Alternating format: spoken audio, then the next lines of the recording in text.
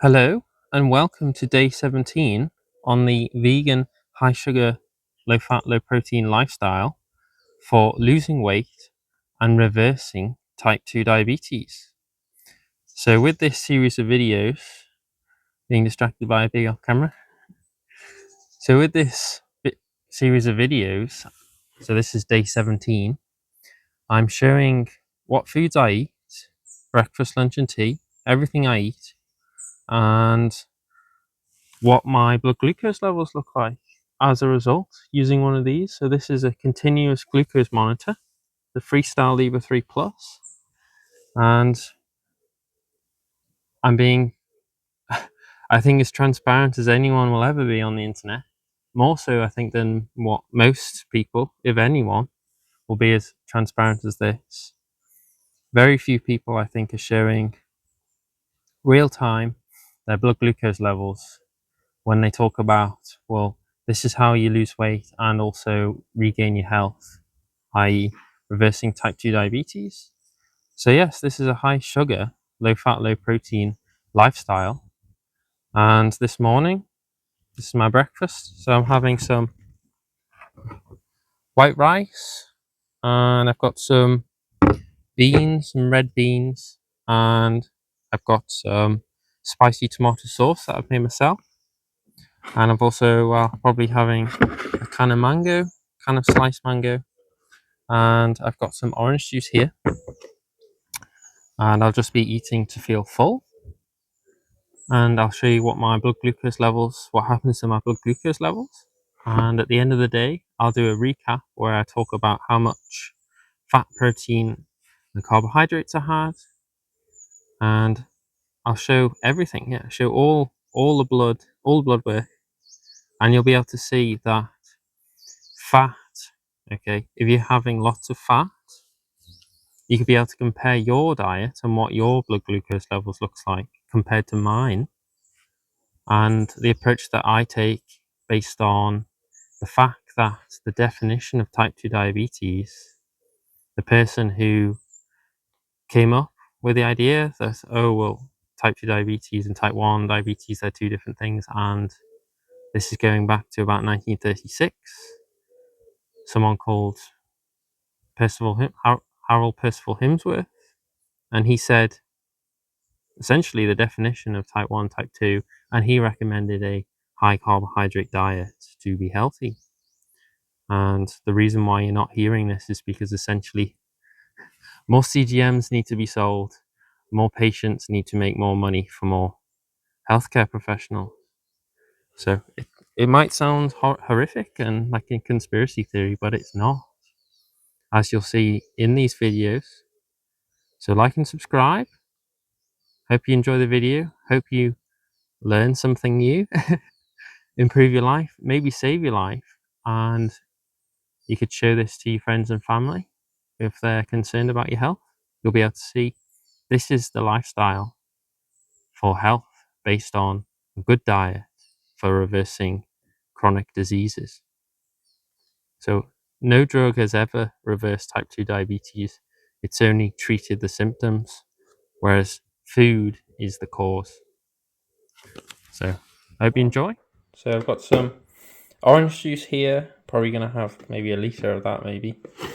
I've got my white rice with some red kidney beans, and I've got my spicy tomato sauce that I love to make so that I can control what goes in, so no added salt, and so there's not lots of salt and there's no oil.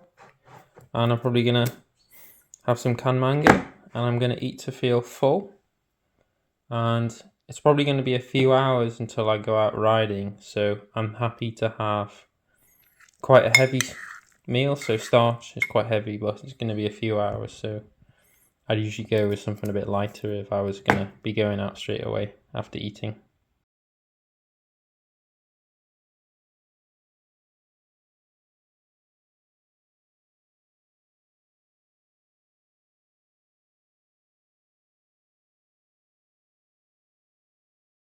So I'm doing about 2 hours today on the Freedom machine, and I've got 2 bottles filled with sugar water. So this is 750ml bottle, and I've got 100 grams of sugar in it. And I've got, yeah, two bottles like that. So I'll be averaging about 100 grams an hour. 100 grams of sugar an hour. So I always recommend, at least if you're out, you want to call it exercising, I call it having fun moving my body. And I recommend if you're out cycling, which I think is the best way to move your body, to have fun and lose weight. Well, family friendly version. This is a family friendly channel. And I always recommend at least 100 grams of sugar an hour. And this will stop you getting what they call the bonk. Okay, so in cycling, when you run out of energy and you feel like you're going to fall over, so this is hypoglycemic. So you're running out of blood glucose levels. Okay, your blood glucose levels are dropping and you're running out of sugar. So if you're having at least 100 grams of sugar, you'll not get hypoglycemic. And also, especially in the summer, I recommend that amount of sugar because it'll stop you well, at least if you're trained. If you're already trained and fit, it'll stop you getting cramp. And if you're not, it'll at least reduce the effects of the chances of getting cramp. Even if you add salt to your bottle, you'll still cramp. But if you add sugar, at least 100 grams of sugar an hour, whether that's through sugar water or some vegan, these are marshmallows, but essentially vegan gummy sweets or sweets like that, sugary sweets. I've got these just in case I want a little bit more than 100 grams an hour, and that's just through experience, knowing what I feel like I need a bit more. So that's just a backup. And potentially, yeah, I could have, well, up to 150 grams an hour with those, but usually 100 grams an hour is enough, is a good place to start. And then the harder your training is, the harder you're pushing yourself on the bike, the more sugar you'll need. So I hope you enjoy the video. I hope you enjoy the view here from the UK. There are some amazing views and amazing training roads if you want to, well, move to the UK. If you live abroad, yes, there are some amazing, stunning views and roads to ride your bike on, and quiet as well, usually most of the time. So yeah, 2 hours in about 20, it's about low 20s here. So yeah, 750ml bottle an hour is probably, I would probably recommend that. And then once you get into the mid 20s, I would say you probably want to move to sort of the 900 to 1 litre size bottles, the sort of the biggest ones you can get. But yeah, it's a bit of a shock at the moment, going through another heat wave here in the UK. So if you're having lots of water, I would recommend, if you're having lots of water and you need more water, reduce the sugar content of the bottle, maybe down to maybe 50 grams, so that you can have more water, and then make it up through sweets, vegan gummy sweets. There you go. Amazing information in these videos, isn't there? Not the worst view in the world. Now I'm just back from my ride, so I've got my tomato sauce here, and I've got it mixed in with my white rice. Got some white rice, cooked white rice, there, with my spicy tomato sauce, herbs and spices. Got a can green lentils, not bad. And then I'm just going to add a bit of extra pepper for taste, adding spice to life. That's what we do here. And I've got about 450 grams or so of cooked white rice. This can, it's about just under 400 grams. Drain weight 235 grams. And protein. You don't need to worry about protein, okay? Protein. You need to worry about carbs, okay? So yeah, I did about 2 hours. I was out for about 2 hours. And yeah, I'm enjoying myself at the moment, getting back on the bike. So I've actually been off the bike for almost a month due to injury, off the bike injury. And yeah, I've come back to cycling when there's a heat wave, which is great. So I'll eat this, and then as usual, I'll show you my blood glucose levels, and you'll be able to see also my blood glucose levels during my ride when I was having 100 grams of sugar an hour. So that was 200 grams of sugar. Yeah, just white table sugar. So there it is. White table sugar mixed up in water.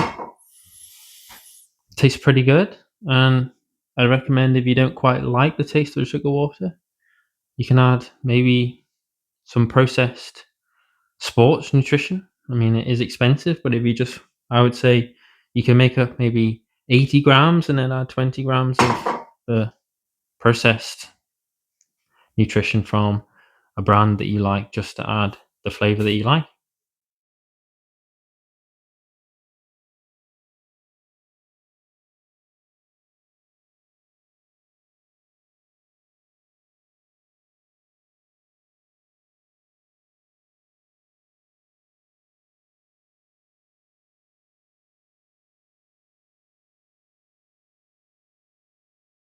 This is the recap for day 17.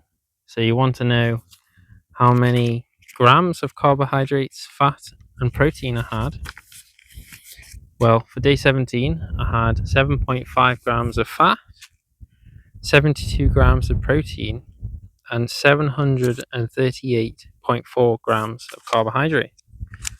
And I'm working that out by looking at the nutrient content on the side of the packaging of the food. So, for example, on the side of the can of beans, or the can of sweet corn, or on the packaging of the rice, and it gives you a fairly reliable macronutrient breakdown. And sometimes they'll give you some of the micronutrients, so they might give you some of the minerals or the vitamins that are in the food. And the camera doesn't quite pick out the graph in the sun, so I'll put a screenshot in here so you can see the whole of the graph for day 17. But I did a very crude sketch here for day 17. Hopefully you'll be able to see generally what I'm talking about. So essentially this is a very, very crude, very, very simple little sketch I did, because you can't see it on the camera. So essentially my blood glucose levels were around 4 to 5, generally in the night during sleeping, so during the fasting. And then, so this is the fasting period here, this is the millimoles here, and then the time during midnight to midnight on day 17. So this is what the graph always measures. It always measures midnight to midnight when you look back and look at your daily graph on the Abbott app. So I'm taking this sketch from the Abbott app on my phone, and then when I had my first meal, went up. So that was the largest increase. It was actually didn't reach 9. It looks like it reached 9 on the graph, but it was just below. It was about 8.5, I think, millimoles. And then the rest of the day when I was active and I was eating, so I did a cycle ride, I was having sugars while I was cycling, and I was active and up and about. So this period here, essentially, from the midday to early evening, as you saw in the videos, I was eating, but I didn't have a constantly elevated blood glucose level during the day. And essentially, I'll draw on here what I mean by that. So essentially, when I first ate, my blood glucose levels didn't go up here and remain high. So essentially, the difference here, the difference between my blood glucose levels and where you'd expect someone who's diabetic. So, my insulin, I'm sensitive to insulin, so I'm not insulin resistant, and therefore you can see that when I eat, blood glucose levels come down. I eat, they come down. I eat, they come down. They don't remain elevated like you would expect, way out of the healthy range. So essentially, the healthy range you'd expect somewhere between 3-4 millimoles to 7-8-9, maybe. You know, there's a little variation, obviously. We're not all exactly the same. We're the same in terms of our physiology, so how insulin works. So when people say, "Oh, we're not all the same," what you need to understand is basically, yes, we are. There's just little tiny variations between people. So it all works the same, as in insulin is released when you eat food. The whole point of eating food is to increase your blood glucose level. And then insulin is released. And if you're sensitive to insulin, it means that the sugars in your blood drop and you regulate your blood glucose level. And when you're diabetic, you can't regulate your blood glucose levels because your insulin is being paralyzed.